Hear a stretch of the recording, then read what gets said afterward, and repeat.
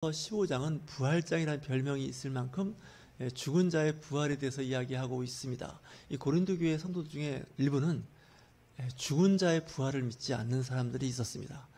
우리가 사는 것은 오직 이 세상에서 사는 것이 전부인데, 이 세상에서 예수 그리스도를 영접하고 그리스도인으로서 정직하고 바르게 성실하게 살아감으로 인해서 이제 우리가 받을 복과 이 세상에 사는 누리고 있는 여러 가지 혜택, 이것이 전부다라고 생각을 했고, 또한 복음도 전파했습니다.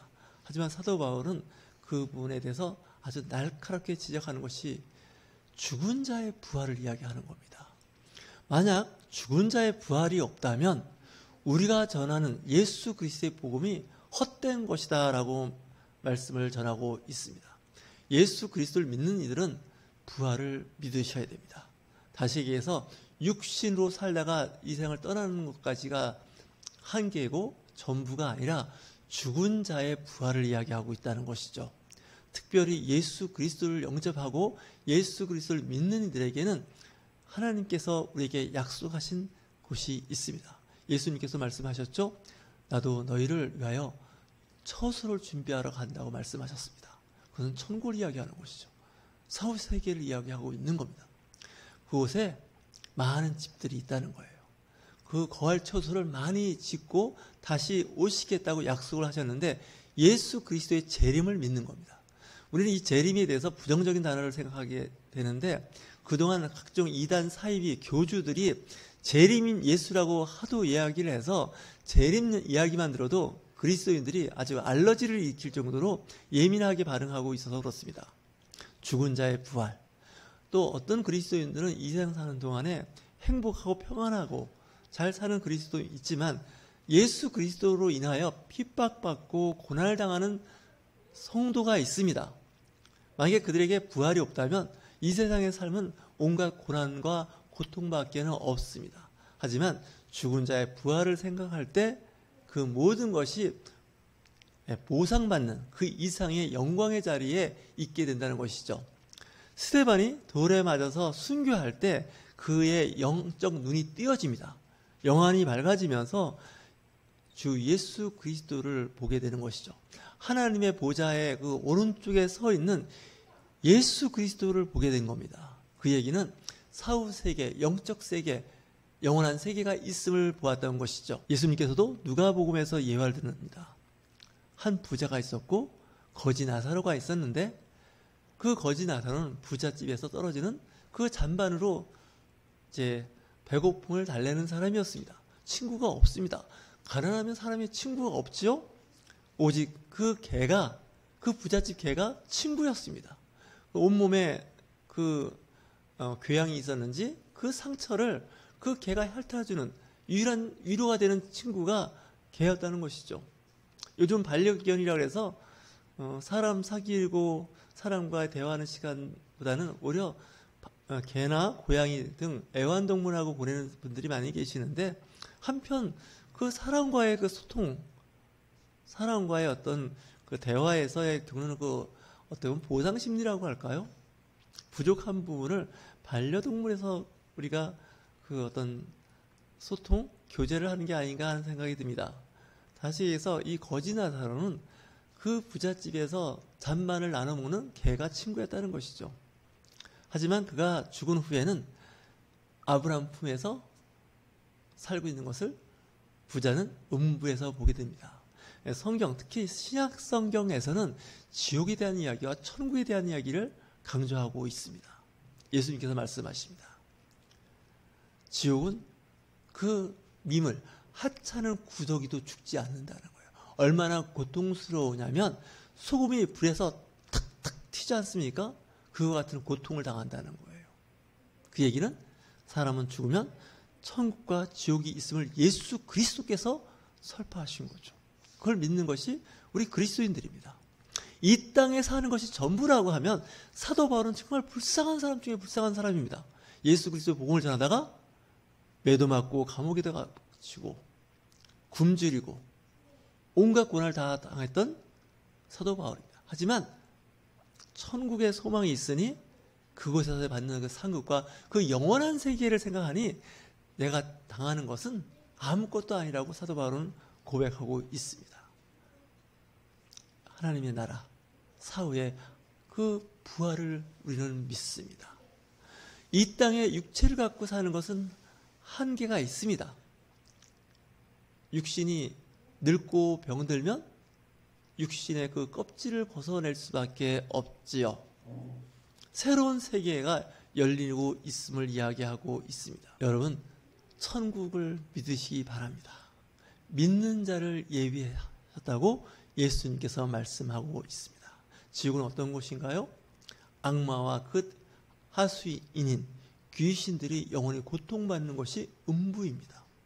이 지옥은 사람을 위해서 만든 것이 아니라 그 하늘나라의 타락한 천사, 그 영계에 속한 그런 영적 존재를 무적행과 같은 영원히 고통 가운데 있는 곳에 갇히는 그것이 바로 지옥입니다.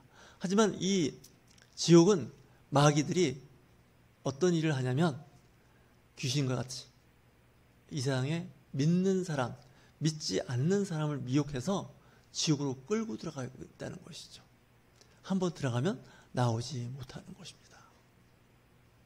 그래서 천국과 지옥에 대한 명확한 믿음이 있으면 신앙생활 잘 할 수 있습니다. 어떤 환난과 핍박과 어려움이 오더라도 견뎌낼 수 있습니다. 우리가 공부하고 회사 다니고 사업을 하고 부를 축적하는 데 있어서 가장 중요한 것이 무엇이냐? 하나님의 나라입니다. 하나님의 나라를 바라보는 거죠. 내가 공부를 해도 하나님의 나라를 위한 것이고 내가 직장과 사업을 해도 하나님의 나라입니다. 이 땅에 하나님의 나라가 세워지기 위해서 우리가 물질과 기도로 후원하고 섬기게 되는 것입니다. 왜냐? 지옥 갈 백성을 천국으로 끌어올리는 거죠. 예수 그리스도의 성령이 아니면 할 수가 없는데 성령에 충만한 사람들은 그 일을 할 수가 있습니다. 성령에 충만한 사람은 영적인 눈이 띄어지고 영적인 귀가 열리기 때문에 하나님의 나라를 볼 수 있습니다. 성령 충만하다는 것은요, 영적인 눈이 띄어지는 사람들입니다. 세상만 바라보는 사람들은 영적 세상을 모르고 사는 사람과 같습니다. 여름에 그 더운 여름에만 살고 있는 곤충들이 있습니다. 메뚜기나 사마귀도 있죠. 나비도 있고 벌도 있는데 이들은 겨울을 모릅니다. 왜 모를까요? 겨울이 오기 전에 죽습니다. 하지만 동물들은 겨울을 지내는 동물들은 겨울이 오는 걸 압니다. 특히 사람은 그 계절에 대한 감각이 유난히 뛰어나죠. 봄, 여름, 가을, 겨울이 있음을 알고 봄에는 씨를 뿌리고 여름에는 그 곡식을 잘 돌보는 거죠. 가꾸는 거죠. 가을에는 추수합니다. 왜 그럴까요? 겨울을 준비하는 겁니다. 겨울에는 땔감도 필요하고 겨울에는 또 식량을 준비해야 하는 것처럼 봄, 여름, 가을의 그 계절에 우리가 열심히 노력해서 준비한 것은 겨울을 준비하는 것이죠. 우리가 이 땅에 살아가면서 공부하고 일하고 사업하고 그 외 많은 일들은 어떤 때를 준비하는 것일까요? 하나님의 나라입니다. 하나님의 때입니다. 천국을 바라보는 겁니다. 예수님께서 말씀하셨죠? 천국은 좀과 동록이 없다는 거예요. 이 땅에 재물을 쌓아놓지 말라는 거예요. 하나님 나라에 보물을 쌓아놓으면 그 하늘나라의 보물은 좀과 동록이 없다는 거죠. 여러분들이 드려지는 하나님 앞에 헌금, 하나님 앞에 드려지는 봉사, 헌신, 전도, 양육, 이거 다 하늘나라의 상급으로 쌓이는 거예요. 이걸 믿는 사람들이 그리스도인들이에요.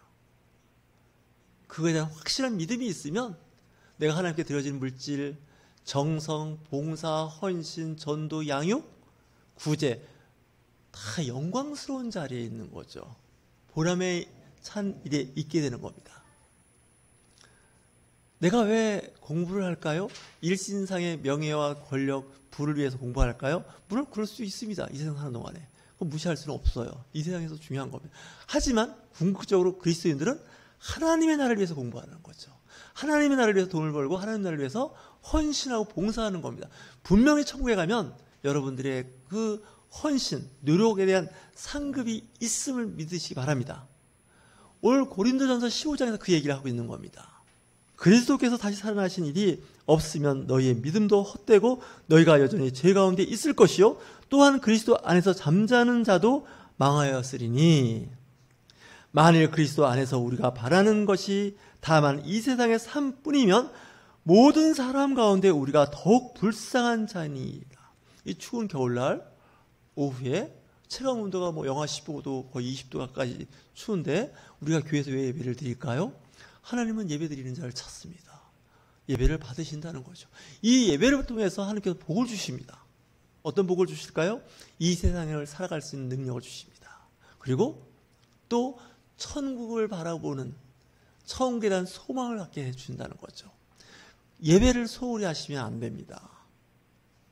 예배는 하나님과의 소통하는 경로, 또한 하나님의 그 뜻, 하나님의 마음을 아는 중요한 예배이기 때문에 그렇습니다. 영어로 예배를 워십 서비스라고 하죠. 하나님께 드려지는 봉사입니다. 그러면 하나님께서 그걸 받으시는 거죠. 구약에는 각종 제물을 통해서 하나님께 제사를 드렸습니다. 하지만 지금은 어떻게 할까요? 예수 그리스도의 그 오신 이후, 성육신한 이후부터는 우리의 몸과 마음과 정성을 하나님께 드리는 겁니다. 신령과 진정으로 드려지는 그 예배에 하나님께서 그 예배를 받으시고 그들의 소원을 들어주시고 선하고 복된 길로 인도하여 주심을 성경에서 약속하고 있습니다. 성경은 하나님의 말씀이고 하나님은 지금도 살아서 우리와 함께 역사하고 있는 것을 믿으시는 저와 여러분이 되실 주의 이름으로 축원합니다.